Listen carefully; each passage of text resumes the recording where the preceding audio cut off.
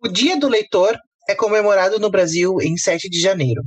A quarta edição do pesquisa Retratos da Leitura no Brasil, desenvolvida pelo Instituto ProLivro, considera leitor aquele que leu pelo menos um livro nos últimos 3 meses, inteiro ou em partes.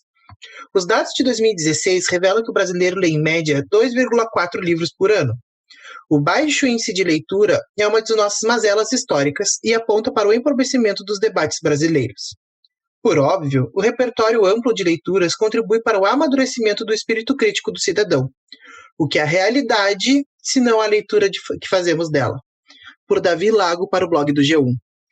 Olá, queridos ouvintes do nosso amado podcast Quebra-Cabeça, eu sou o Felipe.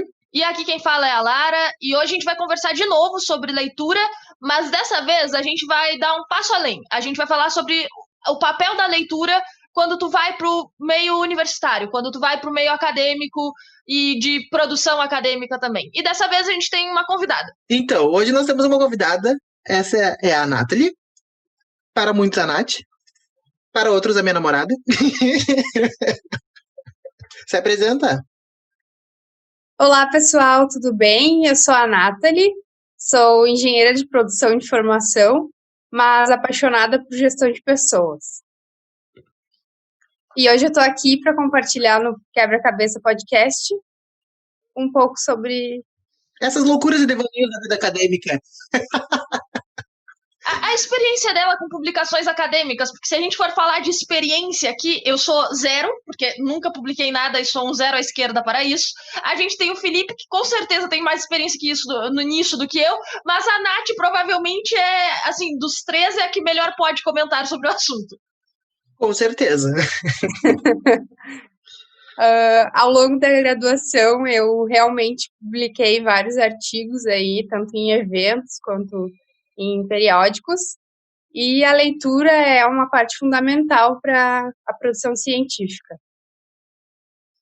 Eu acho interessante o dado que o Felipe trouxe no início com aquela manchete, que é o fato de que para te ser um leitor, não obrigatoriamente tu tem que terminar o livro que tu está lendo. E isso é parte importante sobre a leitura quando tu vai para o meio acadêmico. Tu não vai mais ler um livro inteiro. Provavelmente tu não vai mais terminar os livros que tu está lendo. Tu vai ler aquilo que tu precisa ler dentro daquele livro. E aí vale a ponto de que tu tem que aprender a descobrir o que tu precisa daquele livro. Não, eu acho chique que assim a gente entra na graduação, eu mesmo, era impossível ler o livro inteiro dos autores. Primeiro que era chato pra caramba, né? Vamos combinar que os clássicos são chatos. E segundo, que era assim, era impossível, com uma carga de leitura, sei lá, fazendo 6, 7 disciplinas por semestre, lendo, sei lá, um livro por disciplina por semana, é uma missão impossível. Era eu e o João Gosto Van Damme lá pra fazer o coisa, não tem como, eu não sou uma MacGyver pra fazer qualquer coisa assim no mundo acadêmico. Então a gente tem que dividir e a gente adquire uma habilidade chamada resumo. A gente filtra o que é importante para depois conseguir realmente ver o que a gente vai aproveitar daquilo. Com certeza, e às vezes até para alguma prova, alguma coisa que a gente precisa ler, algum conteúdo, a gente acaba focando só nos capítulos e o resto do livro, às vezes a gente nem sabe quem é, qual é o livro, qual é o autor e o que ele fala como um todo. A gente foca só no que a gente de fato precisa. E aí, tipo, tu vê essa diferenciação no que seria um livro de doutrina, que é o livro da matéria específica daquilo ali que tu tem que aprender para aquela cadeira, que é a base da base. Normalmente, tu não vai referenciar um livro de doutrina, tu não vai usar um livro de doutrina como referência numa produção acadêmica. Talvez tu use para um conceito, para alguma coisa muito específica, mas o livro de doutrina, ele não tende a ser a tua base de argumentação, ao menos na área do direito não é. Tu não vai usar para um artigo científico da área do direito a doutrina básica lá que tu tem com algum autor. Tu vai pegar alguma coisa um pouco mais refinada, algo que vá mais direto ao ponto, porque que seja mais daquela área que tu tá pesquisando, porque a doutrina, ela é geral, tanto que por isso tu consegue, esse capítulo eu preciso pra prova, o resto não. Sim, e com certeza a gente acaba utilizando muito mais outras referências, até porque às vezes a doutrina, digamos assim, ela já existe, né? Então a gente precisa tentar fazer algo diferente para que a gente consiga se destacar aí no nosso trabalho, na nossa produção. Uma coisa que eu sempre digo é que a gente nunca consegue inventar a roda de novo, né? Então, os clássicos, em algum momento, a gente vai ter que referenciar eles, esses que eu acho que a Lara chamou de doutrina, se eu entendi bem, porque a gente sempre precisa deles para alguma coisa, porque eles são um pensamento básico para o estudo que a gente está fazendo. Eu mesmo, nas minhas 2 graduações mesmo, eu não tive como fugir dos clássicos. Então eu tive que referenciá-los, não utilizá-los como uma base total para o trabalho a ser endossado, mas como tive que citar como um embasamento teórico para eles existirem lá. Assim, e não que eu tenha lido toda a obra, até para antropologia eu li, não vou negar, mas para a história agora mesmo eu não consegui ler todas as obras de todos os autores básicos, porque é praticamente impossível conciliar tudo na vida. E isso é interessante perceber a diferença para direito, antropologia e engenharia. Porque, bueno, engenharia supostamente é uma matéria de exatas que tu vai ter menos leitura. Eu não acredito que seja verdade. Eu acho que tu tem tanta leitura quanto, só que ela tem muito mais números ali no meio, provavelmente. No direito, o que eu chamo de doutrina são livros de matérias básicas. Existem 1001 livros de direito civil. Isso é doutrina. Vários autores escrevem livros de direito civil e eles vão estar dizendo todos eles a mesma coisa, porque é o básico, é o arroz com feijão. E normalmente tu não vai referenciar esses livros dentro do direito. Por quê? Porque ele está te dando conceitos básicos, conceitos que já são dados e que dificilmente vão mudar, por assim dizer. Então, dentro do direito, ao menos, tu não vai referenciar a doutrina tão fortemente. Ela, sei lá, tu pode usar ela talvez num processo, mas raramente tu vai usar num artigo científico da área do direito. O que aparentemente é diferente para antropologia e para história. E talvez diferente para engenharia também. Na engenharia a gente acaba tendo duas fases, né, do nosso curso, que a gente estuda o básico da engenharia como um todo e depois a gente se especializa. E é engraçado que a gente tem muito isso, né, que a engenharia é cheia de números, enfim, é só isso.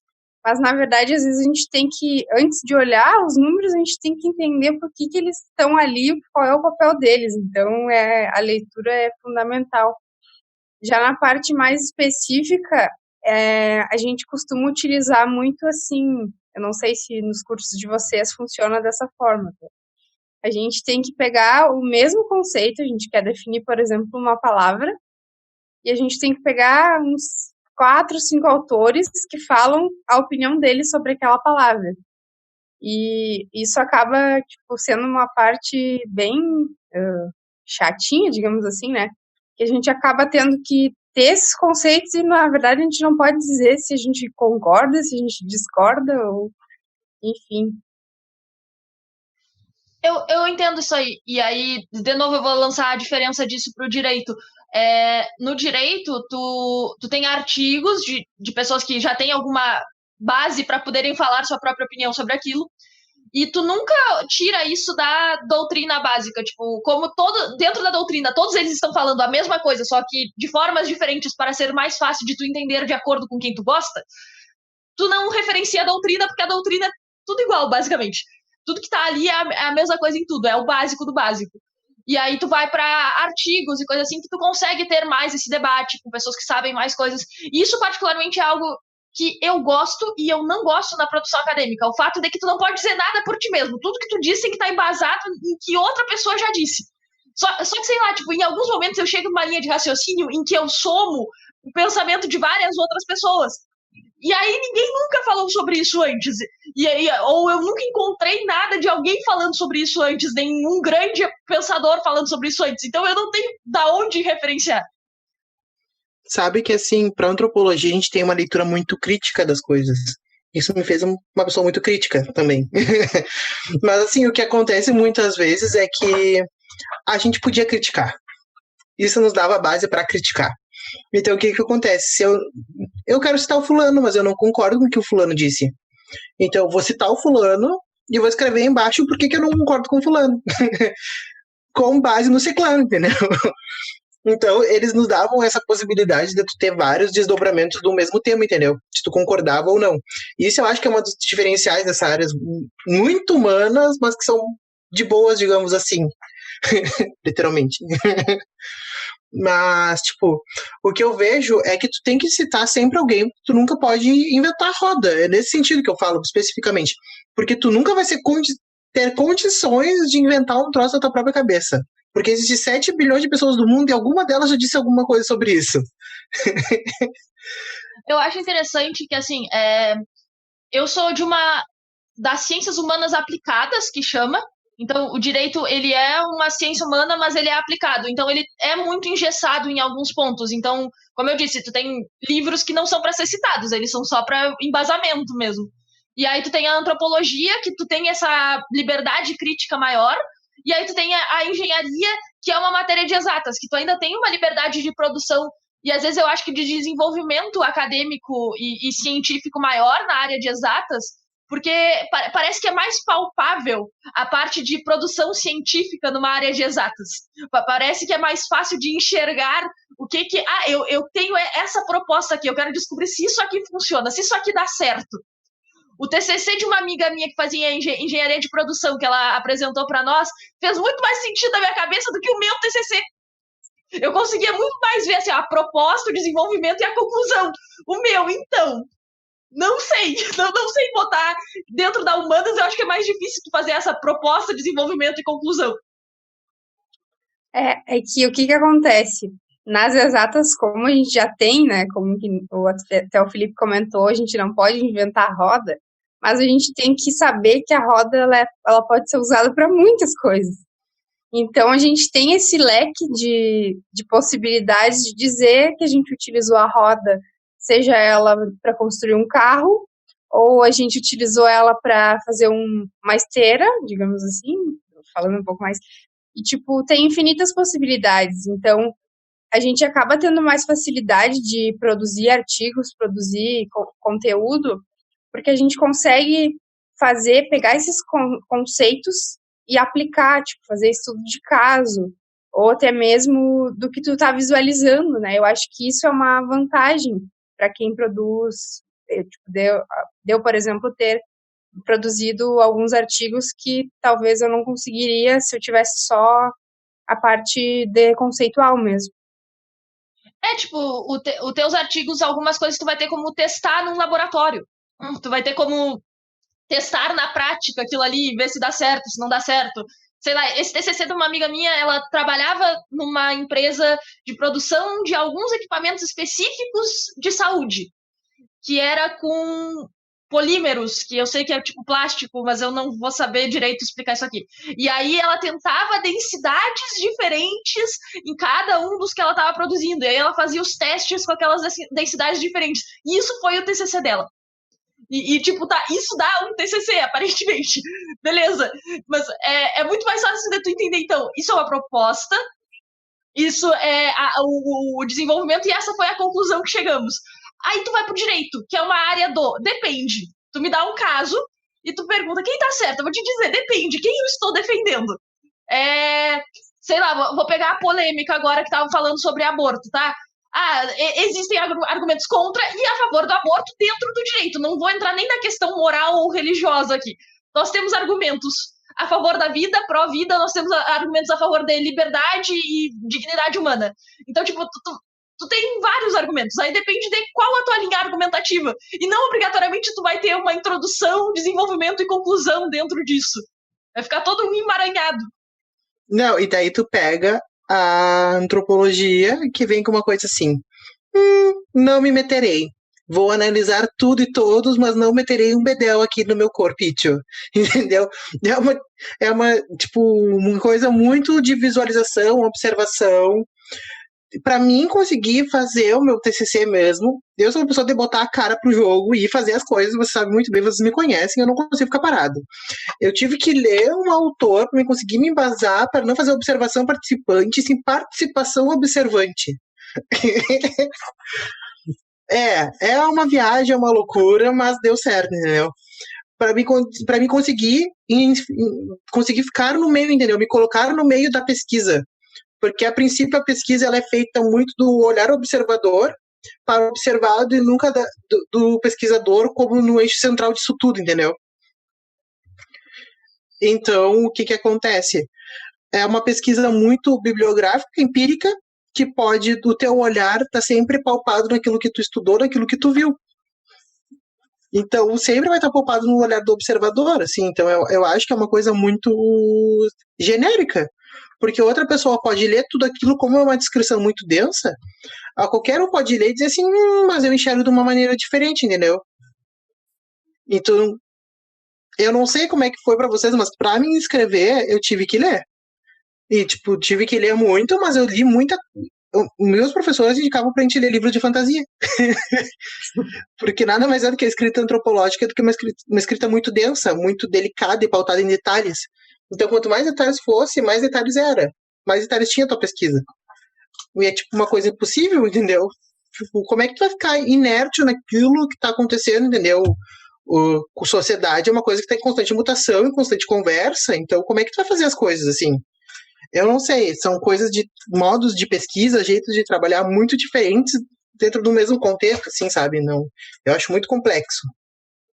Momento que dá uma pequena inveja do Felipe, em que os professores indicaram fantasia pra ele ler, sabe? Tipo, queria. Única fantasia que eu recebi para ler dentro da faculdade se chamou O Caso dos Exploradores de Cavernas, no meu primeiro ano de faculdade, cadeira de hermenêutica, o livro tinha 50 páginas e era pra gente discutir moral. E foi isso. E foi a única fantasia que o direito me recomendou ler.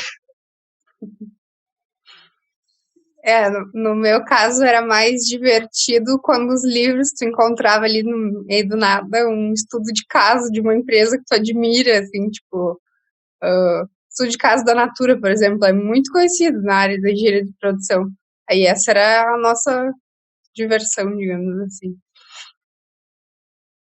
É interessante pensar como a leitura muda quando tu sai de colégio para faculdade. Como a razão de tu ler muda. Tu não tá lendo mais só para aprender, agora tu tá lendo para poder falar. Se tu quer falar sobre algo, tu tem que ter lido, porque senão tu não tem embasamento para falar aquilo. E aí eu lembro de ter comentado isso com uma amiga uma vez, que se tu não tem referência para o que tu está dizendo, tu tá sendo igual ao Olavo de Carvalho.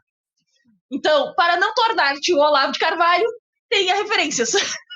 Pesada!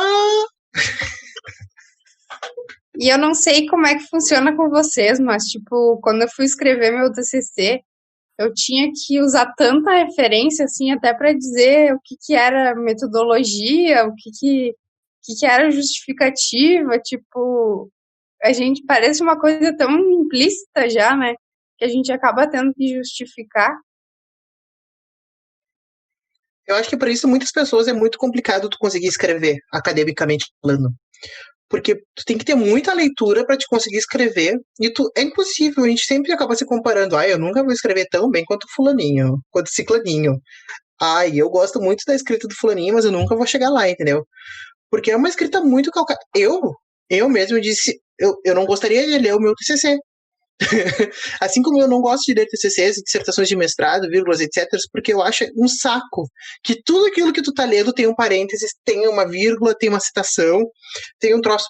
Gente, deixa a pessoa falar, parece que essas criaturas não respiram, parece sempre tem algum vulto atrás dela falando, sabe? Tipo, tu deu a tua opinião, mas o vulto tá aqui atrás dizendo tal coisa, sabe? Isso me incomoda um pouco e é a razão pela qual, por exemplo, eu fiz um canal no YouTube. Eu falo melhor do que eu escrevo e eu não falo sem embasamento. Eu estou falando embasada no que eu li, só que eu também estou falando embasada no que eu aprendi em algumas aulas, no que eu vi em palestras, e tu não tem como referenciar isso num artigo, numa coisa assim, sabe? Tu não pode pegar, então, eu aprendi isso em aula, a gente tirou isso de um debate. Não dá. Tem como referenciar assim, memórias, vírgula minhas, dezembro de 2019. Zero. Nota zero. Sabe que isso é, tipo, chega a ser até bizarro, né? Porque, por exemplo, no manual da universidade que eu estudei, que quando a gente tem que fazer o TCC, a gente tem todas aquelas referências, segundo a BNT ou segundo o manual da universidade, e tinha como referenciar esse tipo de coisa, né? Mas aí se tu utiliza, por exemplo, no teu texto, esse tipo de coisa, as pessoas não te levam a sério, sabe? Daí por que, sabe? Pensando, o que vai mudar a tua forma de aprendizado ou de expressão? Tipo, eu acho que isso deveria mudar, sabe? Até porque tem pessoas que aprendem mais no audiovisual, no áudio, no visual, do que na leitura propriamente dito. E sei lá, tipo, eu fiz isso, eu referenciei uma palestra da Judith Butler no meu TCC e eu fui criticada por não referenciar os livros da Judith Butler. E eu fiquei, tá, eu podia ter referenciado os livros, só que eu só fui descobrir essa autora quando eu já tava no meio do TCC e eu descobri através de uma palestra, então, desculpa. Quer ver uma hipocrisia da vida? Quer ver uma hipocrisia da vida? A hipocrisia da vida foi que eu referenciei a Wikipédia no meu TCC. Referenciei a Wikipédia, talvez tenha perdido nota por causa disso, com certeza. Mas tá lá, a primeira linha, com base numa pesquisa no Google, a primeira pesquisa sobre acessibilidade e inclusão que foi dada foi na Wikipédia. Quem é que não pesquisa no Google? Tu vai abrir o Aurélio agora? Tu vai me dizer que tu, em pleno século XXI, em 2018, tu iria abrir o dicionário, o papel, ia pesquisar? Não, né? Tu ia abrir o Google e ia pesquisar a primeira coisa que te aparecesse, né? E foi a coisa que eu fui mais criticada no meu TCC, porque eu peguei a primeira coisa, literalmente, que eu vi e coloquei. Mas é a primeira coisa que muita gente já pesquisou e já achou, por isso que tá lá. E essa é a problemática, talvez, da pesquisa hoje em dia, que é como tu concilia o clássico e o embasamento concreto, porque tu tem que ter um rigor científico em pesquisa, tu precisa de certo rigor, só que às vezes esse rigor te engessa tanto que tu não consegue usar o que as novas tecnologias te propõem, que trazem de informação. Então, tu tem informação sendo produzida de outras formas através dessas novas tecnologias que todo mundo usa e que é comunicada de forma diferente e tu não pode usar porque o rigor acadêmico ainda é muito rigoroso. Eu tava conversando com a Nath esses dias e tava, né, Nath, que a gente tava conversando e tava dando risada que eu acho que as pessoas não estavam preparadas para o meu TCC na antropologia. Que eu trabalhava com recursos tecnológicos, então eu trabalhava com pesquisa etnográfica no meio virtual, que é uma coisa que está super começando a engatinhar. Trabalhava com antropologia da educação, que nem existe no Brasil, e trabalhava com metodologia de desenho. Ou seja, eu fiz um link, uma mistura, uma coisa muito louca, que eu acho que as pessoas não estavam preparadas para mim, sabe? Eu cheguei à conclusão que por mais que tu tem que estar muito pautado naquilo, assim, sabe? Que tá dentro daquela caixinha, que tem que ser assim, assado, tal e qual, e que as pessoas não aceitam se tu for diferente.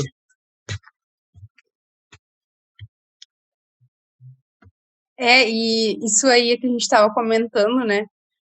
Que muitas vezes as pessoas, assim, que estão avaliando as nossas produções, digamos assim, ou seja avaliador, banca, ou seja submeter um trabalho para um congresso, uma revista, é que elas mesmas têm dificuldade de entender, sabe, o porquê de tudo isso. Então, acabam levando críticas que deveriam ser muito mais críticas construtivas, positivas. Ai, que legal que conseguiu fazer essa mistura, esse link, do que como, por que tu misturou tudo isso, sabe? Eu, no meu trabalho, no meu TCC, como não estava trabalhando, eu decidi eu escrevi sobre produção acadêmica e inovação, que é um tema que eu gosto muito. E o meu TCC foi teórico e prático ao mesmo tempo, sabe? Porque meu embasamento para resultados foram artigos sobre inovação. Então, eu consegui ter essa prática, mas também fui julgada, digamos assim, por ser teórico, sabe? E, tipo, são coisas que a gente acaba tendo que vivenciar. Aí sabe o que eu vejo, assim, que, tipo, por mais que a gente leia, referencie, faça tudo que se espera que seja feito, a gente nunca vai conseguir alcançar aquele patamar desejado de leitura, interpretação e tal, que a gente gostaria de ter, porque a gente se propõe a fazer se coloca uma certa expectativa que a gente acaba não conseguindo acompanhar, né? Sim, tipo, tu começa ao ponto de que tu acha que tu nunca leu bastante. Tu tem que ler mais essa pessoa, mais aquela pessoa, porque tu não leu bastante. E isso acaba se tornando problemático. Fora o fato de que chega um ponto que tu não tem liberdade para falar o que tu pensa. Tu só tem essa liberdade quando tu fez um doutorado, um pós-doutorado. E aí eu acho muito engraçado, nem tanto, mas uma certa liberdade. O que eu acho muito engraçado é que quando tu vai olhar para outros países, nenhuma pessoa da graduação vai estar publicando artigo. Quando tu olha para o sistema de ensino de países da Europa, Canadá, só pessoas que já tenham um mestrado, que de preferência tenham doutorado ou pós-doutorado, é que vão estar publicando artigo. Então, essa demanda por produção acadêmica, por publicação acadêmica que tem no Brasil, não é muito normal em outros países. Tipo, na graduação, tu tá para aprender, tu vai estudar, tu não vai produzir, porque a tua voz ainda não é válida para estar produzindo. E aí tu vai produzir, de fato, quando tu tá num mestrado, num doutorado. Só que nós não, tipo, aqui tu tem uma cobrança muito grande de produzir para poder entrar num mestrado. É isso que eu ia comentar, sabe? Tipo, até a gente visualizando como tem brasileiros no exterior que fazem mestrado, doutorado, né? E isso, com certeza, a nossa liberdade para poder publicar na graduação contribui muito para isso, para que os pesquisadores do Brasil acabem se destacando fora, né? E eu acho que a gente tem que se desafiar, sabe? Buscar produzir. Eu acho muito essa cobrança que a gente acaba fazendo conosco. Por exemplo, o último artigo que eu escrevi, eu fiquei muito noiada, assim, nossa, não tá bom, não vou ser aprovada, eu acho que eu tenho pouco embasamento, ou talvez as referências que eu utilizei não sejam o que estão precisando, são novas, tipo, quer dizer, são, ao contrário, são velhas, não são novas, e a gente acaba tendo essa pressão, assim. Eu acho que o meio acadêmico, ele é bem, assim, tipo, cruel com a gente. Também acho interessante que às vezes tu tem que te adaptar, tipo, tu tem que ver o edital e escrever algo dentro do que tá ali no edital. Se tu quer publicar, então tu tem que escrever algo que tá dentro daquele edital, que não exatamente é o que tu quer escrever.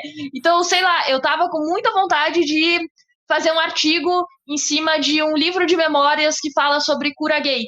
E aí, tipo, eu ia pegar e destrinchar um pouco sobre o que as pessoas, o que os argumentaram dentro do livro que realmente tem efeito de cura gay e como isso não tem efeito. E aí falar sobre o que é gênero, sobre o que é e ir desenvolvendo assim com base em outras pessoas que eu li.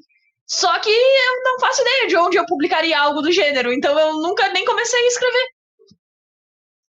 Meninas, infelizmente não tem no Brasil. Não, chegou ao ponto da minha pesquisa ser muito assim, digamos, enlouquecida para o meio acadêmico, assim, digamos, para antropologia, que quando eu fui me fazer minha seleção de mestrado na antropologia, eles perguntaram por que eu não fazia minha inscrição na área da educação. Porque eu pesquisava sobre antropologia da educação. E por que eu não entrava na área da educação? Porque talvez se eu fosse submeter meu trabalho para a área da educação, eles diriam que era muito a cara da antropologia, e aí o que eu faço? Sento e fico olhando, né? Porque são... O que tu faz? Tu espera, tu senta, tu faz o quê? Repensa tudo aquilo que tu fez, aquilo que tu quer trabalhar, e vai trabalhar com uma coisa que tu não quer? Ou tu faz o que tu não quer fazer? Só por um objetivo teu que talvez tu nem goste quando chegando lá? Consigo me identificar com isso porque eu gosto de pesquisar as questões de gênero e sexualidade. E aí, tipo, agora no momento eu tô lendo muito sobre a teoria queer, então eu tô gostando muito disso. Só que publicar sobre isso é muito difícil. Por quê? Porque dentro da área jurídica não se fala em teoria queer. Tipo, toda a argumentação jurídica para gênero e sexualidade, ela vai totalmente contra o que a teoria queer diz. Então, não vai casar de forma alguma. Se eu for para o grupo de estudos que eu faço parte, que é sobre gênero e comunicação, é do jornalismo. Eu não tenho referências do jornalismo, então eu não vou conseguir publicar no jornalismo. Então eu vou para onde? Sabe que eu particularmente gosto muito de eventos que tem submissão, porque eu acho que é o único lugar que a gente acaba tendo essa liberdade maior, sabe, de mixar coisas que a gente gosta e poder publicar sobre isso, sabe? Até queria deixar alguns hacks aí para os nossos ouvintes e para quem tem interesse em entrar, começar a produzir mais, né? Tipo, busquem eventos, que eu acho que independentemente da área, existem, né, eventos, congressos até que são elaborados por alunos, né? Até faço parte de um. E busquem, porque aí essa área tende a ser mais aberta, e acho que é aí que a gente consegue entrar com a nossa mudança que a gente quer, sabe? Como já diria o ET Bilu, busquem conhecimento. Na hora de escrever, assim, tipo, eu tenho um jeito, assim, mais particular, né? Tem gente que gosta. Eu não consigo pegar, por exemplo, um livro desses mais conhecidos, né? Da área, e desse livro ter uma inspiração. Então, tipo, o que que eu faço? Eu vejo sobre o que eu quero escrever, que nem vocês estavam falando, né? Que vocês também têm as suas afinidades de áreas. Aí eu busco artigos sobre essas áreas, começo por aí, pelo mais básico. E aí, depois que eu já achei referências legais em artigos, que aí eu vou pegar a teoria mais recorrente, clássica, para lapidar os conceitos que eu preciso. Assim, eu uso muito isso como técnica. Eu acho que flui melhor, porque senão a gente acaba pegando os clássicos e a gente não pode dar muito a nossa opinião sobre eles e acaba dificultando o processo de criação. Eu acho interessante que quando eu fiz o meu TCC, eu peguei assim, ó, eu peguei aqueles clássicos eu fiz o meu TCC na criminalização da homofobia, então eu peguei alguns clássicos LGBTs, eu peguei Maria Berenice Dias, que foi, tipo, a primeira juíza que falou sobre direitos homoafetivos, então eu peguei o livro dela. Aí eu vi a palestra da Judith Butler, beleza, eu peguei Devassos no Paraíso, que é a história da homossexualidade no Brasil. Então, fui pegando assim, alguns clássicos dentro dessa área. Peguei vários outros que eram bem menos conhecidos que falavam sobre o assunto, livro sobre aquilo, comprei, chegou na minha casa, eu fui olhando os temas, beleza, comecei a escrever. Eu escrevi o que eu queria escrever, eu escrevi o que eu queria falar. Aí eu abri os livros e peguei embasamento do que eu estava falando ali dentro. Por quê? Porque eu sabia que aquelas pessoas, algum deles ia dizer algo que eu queria para referenciar. Então, eu falei o que eu quis, e embasei das pessoas dizendo que já tinham dito aquilo também, mas na verdade eu estava falando o que eu queria. Então, isso é muito bom. Eu não posso te mentir que na antropologia eu fiz muito disso, mas aqui eu tive que pesquisar muitos clássicos e muita coisa para saber o que eu podia referenciar. Agora, para a história, eu fiz um caminho totalmente averso. Eu peguei e eu sabia sobre o que eu queria falar, eu sabia sobre o que eu queria trabalhar, então eu fiz exatamente isso. Eu destrinchei meu texto e depois eu só fui colocando o referencial teórico com base no que eu queria. Sabe, tipo, eu pegava, fulano, me lembro do fulano que eu li que dizia tal coisa, vou lá, caço e ponho. Então, eu acho que assim fica uma escrita mais fácil. E muito engraçado que, tipo, o Felipe é evidente, assim, Eu, em dezembro do ano passado, eu escrevi esse TCC sobre o uso de novas tecnologias e ainda falava sobre o uso do smartphone em sala de aula. Felipe, em fevereiro, quando teve que fazer a reescrita e tal, que veio com erro, reescrevi e ainda coloquei um pouco mais sobre esse uso de recursos tecnológicos inovadores em sala de aula e fora dela. Cá, para nós, Felipe, de agosto de 2020, falando exatamente sobre isso, que estamos vivendo uma pandemia e todos estão utilizando os smartphones como método de ensino, né? Eu acho muito louco que, por mais que a gente ache que as coisas estão muito loucas, assim, acontecendo, a gente sempre... Alguém vai ter uma respaltação sobre o que está acontecendo, sabe? Nunca é à toa. Alguém em algum momento vai parar para ler o que a gente escreveu e vai querer descobrir um pouco mais sobre isso. E vai encarar essa loucura. Isso eu acho muito interessante de pensar, tipo, agora eu tô fazendo um MBA. Ele é um mestrado prático. Ele é um mestrado, ele tem nível de mestrado, mas ele é para aplicação prática. Então, ninguém ali está falando sobre produção acadêmica, ninguém ali está falando sobre escrever artigos sobre o assunto. Não, a gente está falando sobre como aplicar essas estratégias em empresas, como inovar, como pensar fora da caixa e como analisar processos e colocar isso em funcionamento dentro das empresas de diferentes ramos e como fazer isso funcionar. E é muito interessante, porque, tipo, tu não tem que embasar o que tu tá dizendo, a tua ideia, no que outra pessoa tá dizendo. Não, sei lá, tipo... A gente vai fazer uma análise de caso. Os meus trabalhos do MBA são ótimos, eu não tenho que botar referência nenhuma. Eu pego um caso ali e o professor quer que eu use aquilo que ele me ensinou em aula para montar uma estratégia e solucionar o problema daquela empresa. E eu acho é um método totalmente diferente. Tipo, eu estou gostando muito de fazer esse MBA agora, porque eu tenho uma liberdade de criação, uma liberdade de criatividade, em que eu estou embasada no que o meu professor disse, mas eu não estou usando referência nenhuma. Então, tipo, é muito estranho isso. Felipe, tu travou? Não, tá se mexendo. Não, eu tô prestando atenção. Eu acho que a Nath tem muito a... A Nath também tá fazendo um MBA, né? Não sei se já começou. Estou fazendo MBA em gestão de projetos. Também tem essa pegada, assim, de bem prático e bem aplicação, que eu acho que é muito legal, assim. Gosto bastante. Mas, no final, também tem que escrever um artigo. Não sei como é que funciona o teu. No meu, na Fundação Getúlio Vargas, a gente teria uma prova no final de cada cadeira. Só que. E aí eu tenho uma cadeira por mês. Só que com a pandemia a gente tem um trabalho para entregar no final. Então, normalmente os professores dão algum caso de alguma empresa, e eles te dão ali, tu tem que responder esse questionário com base nesse caso, tu tem que fazer um ciclo de processos, qual é o ciclo de processos desse negócio? Ou então tu tem que propor uma solução para um problema da tua empresa ou de uma empresa aleatória que tu encontre. Então, coisas assim. Então, tipo, vai com base no que ele te ensinou em aula para tu aplicar num caso concreto. Então, tipo, ele vai entender que tu tem que ter entendido o que ele explicou em aula e o que ele disponibilizou de texto para ler, para aplicar na prática concreta. Só que as coisas que tu está falando ali, a forma que tu está falando para solucionar o problema, ela não tem que estar referenciada na fala de outra pessoa, não. Só o método, as práticas que tu está aplicando tem que ter embasamento no que tu aprendeu em aula. Sabe que eu mexo com a Nath, que ela é a pessoa de engenharia mais humanas que eu conheço, né? Porque, assim, a gente conversando, assim, nossas áreas, por mais que sejam muito aleatórias, imagina, antropologia nada a ver com engenharia de produção, assim, um troço totalmente de um lado pro outro, a gente consegue ver muita afinidade dentro disso, assim. E por mais que não pareça, um chão de fábrica tem muito mais sobre antropologia do que sobre engenharia.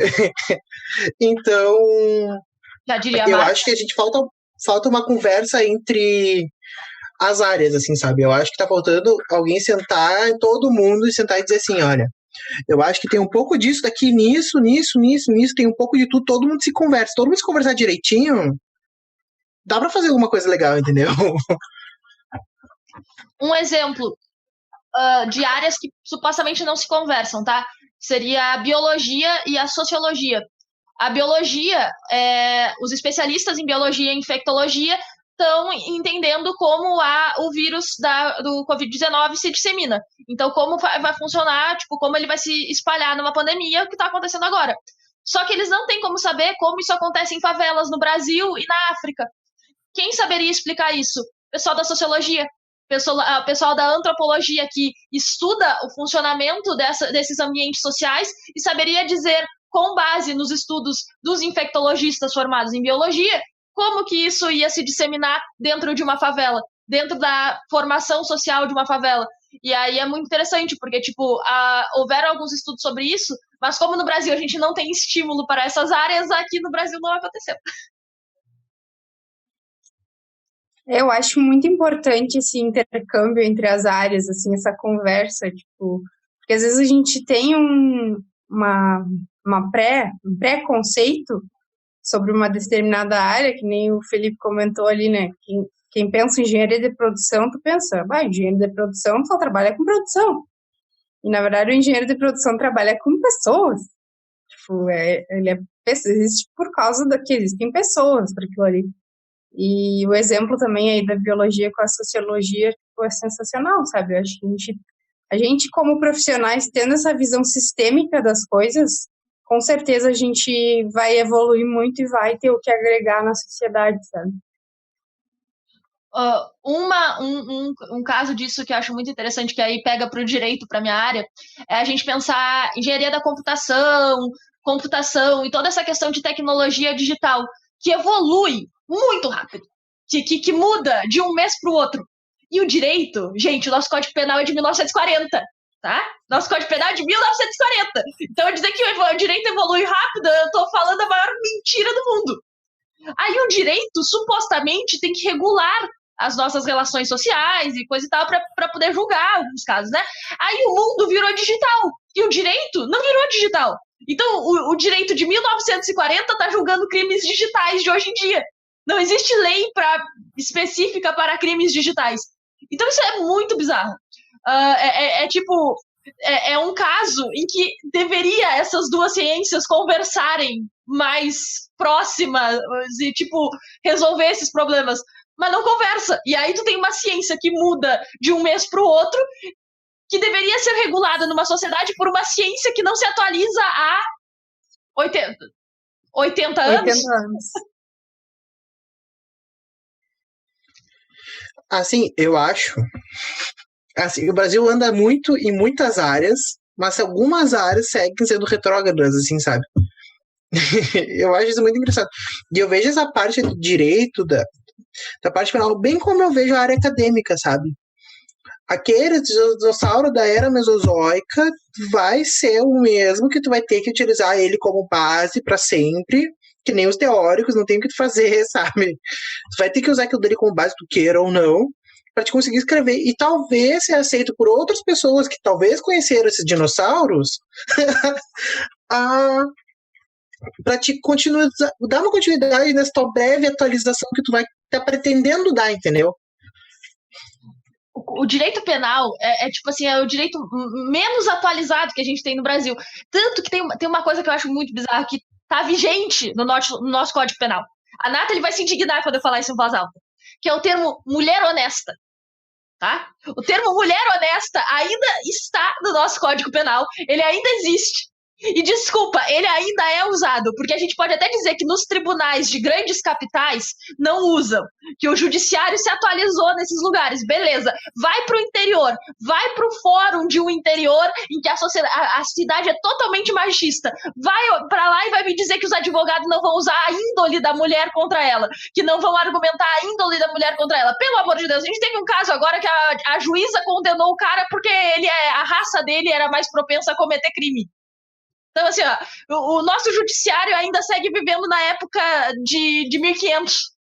Só pode. São coisas que parece que a gente tá vivendo sei lá, dentro de uma série, né? Porque não parece que é verdade, tipo, não faz sentido nenhum. Vocês assistiram já aquela série Coisa Mais Linda, da Netflix? Assisti, gostei bastante, inclusive. Tá na minha lista, ainda bem não assisti. produzida, sabe? Teve o julgamento do marido que matou a esposa, tá? Que aí argumentaram sobre isso, sobre a índole da mulher, justificando o assassinato como um crime passional e que a culpa era da vítima e que a vítima não tinha boa índole. Esse tipo de argumentação ainda é usado hoje em dia. Então, tu tem a vítima e tu tem o criminoso. E aí tu justifica o crime do criminoso com base na índole da vítima. E isso ainda é uma argumentação usada hoje em dia. E aí tu tem juízes, sei lá, declarando uma pessoa culpada por causa da raça dela. E tá literalmente escrito na condenação. A juíza escreveu que condena em razão da raça. Sabe que eu tive uma professora muito boa em duas áreas. Antropologia jurídica e outra em antropologia da saúde. Foram duas professoras muito boas. E elas diziam sempre a mesma coisa. O sistema penal brasileiro, ele não funciona. Com base em qualquer autor que tu fale pegar na antropologia, tu vai ver que o sistema penal ele não funciona em nenhuma parte do mundo. Seria muito, muito, muito pior para esse delinquente, entre aspas, ou delinquenta, vamos usar assim, que se tu pegasse e desse uma matrícula na universidade para essa pessoa, para ela tentar se reinserir de outro modo na sociedade. Seria um modo muito mais trabalhoso para ela. Por quê? Porque ela tem muito provavelmente uma base muito ruim nas escolas, não teve uma educação familiar, não teve uma série de coisas que para ela seriam muito mais complicadas, mas se ela conseguisse vencer aquilo, ela seria uma pessoa que estaria apta a se voltar para a sociedade. Eu li isso em algum livro que eu não vou me lembrar qual é. Eu fiquei, tipo assim, chocado, horrorizado, pasmo, tipo, como assim, gente? Vocês estão falando que, tipo, universidade seria, sei lá, um crime, entendeu? Tipo, lugar de penitência. É que, na verdade, a gente pensa que quem faz o mal deve pagar por aquilo. É aquela lei do talião, olho por olho, dente por dente. Mas que muitas vezes não deve acontecer assim, gente. Tipo, tem uma coisa de sei lá, eu acho que desde o início da sociedade que eu não consegui estudar algum lugar que ainda as pessoas não se mantenham presas em algum lugar. Então, É muito tipo, bizarro isso. O direito é. Eu tenho muita dificuldade de fazer alguma produção acadêmica dentro da área do direito, justamente por isso. Porque é uma área extremamente engessada, classicista, assim, clássica, que se atém aos clássicos e que não evolui. Então tipo, tá parado na era da pedra. Tipo assim, tu pega assim, ó, eu pego, por exemplo, essa decisão dessa juíza, tá? Que condenou o cara por raça. Vai se recorrer, tá? Vai se recorrer para um tribunal. E tu vai argumentar o quê contra aquilo ali? Tu vai dizer o óbvio. Tu vai tu vai apelar aquela decisão, vai dizer, então, por óbvio, essa juíza foi racista. Por quê? Porque tu não pode usar isso aqui como argumento. Então, o direito não, mas o juiz federal é melhor que você, tá? Tu não te esquece. Pessoa não, juiz federal. Embargador. Sabe? Então, eu vejo que, assim, literalmente tudo no Brasil tem que virar meme, porque da produção acadêmica aos meios de produção, a qualquer coisa, vira uma zona, literalmente. Não digo no mau sentido, eu digo numa bagunça. Vira tudo uma bagunça aqui. Não tem uma coisa que a gente consiga se desenvolver, se produzir, a gente não consegue. Bom, a gente não consegue emprego, partindo desse princípio. Não é por falta de tentativa, porque às vezes tu leva mais tempo procurando um emprego do que estudando, por exemplo. Sim, vivendo isso atualmente. Tu vai somando tudo isso, e aí, tipo, tu passa muito tempo estudando, muito tempo lendo para poder produzir alguma coisa, para poder fazer algum nome, para poder conseguir entrar num mestrado ou para conseguir um emprego, e aí, tipo, tu não tem tantas oportunidades disso dentro do Brasil, e aí tu tem algumas áreas que evoluem mais, outras que ficam paradas no tempo, e aí, tipo, é muito complexo, e aí a nossa geração acaba vivendo essa grande contradição que é o engessamento do clássico, da produção acadêmica e do que deveria ser feito, de como deve ser feito, muito certinho, muito preso, e a necessidade do mundo de que a gente pense fora da caixa, e aí a gente quer pensar fora da caixa para poder se encaixar no mercado de trabalho, e aí tu vive dentro dessa contradição sem saber exatamente para onde ir. E assim a gente fica como? Sem saber o que fazer. Tô só aquele meme da Gretchen, olhando pros dois lados, assim, sabe? Tipo, não tem. Ou tu corre ou tu te esconde, porque não. A gente tá, literalmente. Aí eu retomo aqui a nossa frase do podcast da crise dos 20 anos. A gente não tem o que fazer, porque as pessoas não nos respeitam no meio acadêmico. Acho que pela nossa idade a gente não tem condições de saber o que a gente fala. Vocês ainda são mais julgados por serem mulheres, como a gente pôde muito bem ver. Então são N fatores que vão entrando nessa conta e só vão somando. Isso que nós temos condições muito boas, mas imagina para quem não tem, o que acontece? Se ficar o bicho pega, se correr o bicho... não, se ficar o bicho come, se correr o bicho pega. Não sei. Se correr o bicho pega, se ficar o bicho come. Não tem o que fazer. E é tipo... É se adaptar e ver o que a gente consegue tirar disso. E eu acho que a gente vai ficando por aqui, porque nós já estamos com um bom tempo de podcast para eu ter que editar depois. Foi um prazer ter vocês aqui com a gente hoje. Foi um prazer ter a Nath conosco hoje para a gente debater esse assunto que nos renderia mais umas 2 horas de conversa tranquilamente. E... Bueno. Muito obrigada, Felipe. Muito obrigada, Lara. Foi muito bom estar aqui com vocês. Eu tenho acompanhado aí o podcast. Espero que os ouvintes tenham gostado. Eu estou gostando bastante e desejo sucesso aí para vocês. Então tá, gente. Aqui é o Felipe. Desejo uma boa semana para todos. Tchau, tchau. Até o próximo episódio. Beijinhos.